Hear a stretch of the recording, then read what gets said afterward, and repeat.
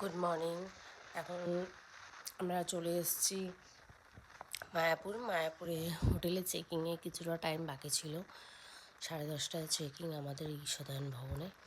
তো বাইরে মন্দিরের গেটের সামনে একটা ছোটোখাটো রেস্টুরেন্ট রয়েছে, ওখানে রুহিকে একটুখানি খাইয়ে দিচ্ছি, কারণ সকালে চেক ইন করবো, তারপর ওকে ফ্রেশ হবো, তারপরে ওকে খাওয়াতে অনেকটা লেট হয়ে যাবে, তারপরে ওর দুপুরে লাঞ্চটাও আমাকে রান্না করতে হবে। আমি সবই নিয়ে ক্যারি করেছি, তাহলে ওকে খাইয়ে দিই। খাওয়ানো হয়ে গেছে, খাইয়ে এবার আস্তে আস্তে, যেহেতু টাইম রয়েছে, তাড়াহুড়ো করছি না, মন্দিরটা দেখতে দেখতে ওকে নিয়ে, চাইলে মন্দিরের গেট থেকে ঈশ্বরদয়ান ভবন অবধি অটোর ব্যবস্থাও রয়েছে।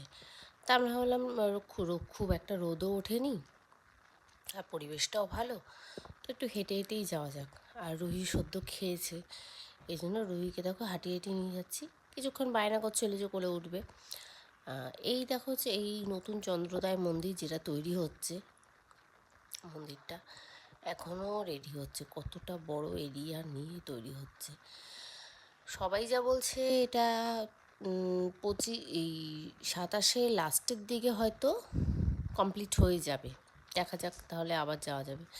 তো যাই হোক, এবার হাঁটতে হাঁটতে আমরা দেখছি রোদও উঠে গেল, এবার ঈশ্বরদয়ান ভবনের সামনে গেটে চলে এসেছি। আর এই হচ্ছে তার বাইরের ভিউটা, এত সুন্দর আর এত রাস্তাঘাট পরিষ্কার, না সত্যি বলছি, মন একদম ভালো হয়ে যায়। আর এই যে দেখো অটোগুলো, এই টোটোগুলো এখানে দাঁড়িয়ে রয়েছে। আর এই হচ্ছে ফুলের বাগান, রাস্তা, আর পাশেই একটা আইসিআইসি ব্যাংকের এটিএমও রয়েছে, কারোর টাকার সমস্যা হলে এখান থেকে টাকা পয়সা তুলতে পারবে এটিএম কার্ড দিয়ে। তো আমরা গেটের সামনে চলে এসেছি। আর এই হচ্ছে আমাদের রুম, আমাদের চেকিং পর্ব ডান, আমরা রুমে চলে এসেছি, আমাদের রুম দিয়ে দিয়েছে। আর রুমটা খুবই বড়, স্পেসফুল, আমাদের জন্য সুবিধা, কারণ বাচ্চা রয়েছে যেহেতু। আর এখানে জলের ব্যবস্থাও রয়েছে, ওরা জার দিয়ে যাবে।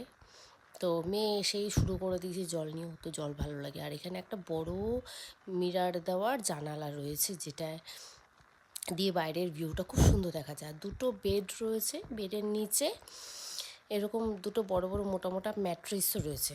আর আমি এতটা টায়ার্ড হয়ে গেছি, পুরো কাহিল হয়ে গেছি গরমে, আর লাগেজ দুটো পিঠে বইতে হচ্ছে, ওইটাও ভারী হয়ে গেছে, যেহেতু হেঁটে এসছি এতটা রাস্তা, গরমে ভালো লাগছে না। আচ্ছা, ফ্রেশ হবো, তার আগে একটু ওয়াশরুমেরটা বলে দিই। ওয়াশরুমে বড় একটা মিরার রয়েছে, বালতি দেওয়া রয়েছে, মগ রয়েছে, টুল রয়েছে, অসুবিধা নেই, কোমর সিস্টেম রয়েছে, আবার গিজারও রয়েছে। আর ওদিকে তো এক্সিট ফ্যান রয়েছে।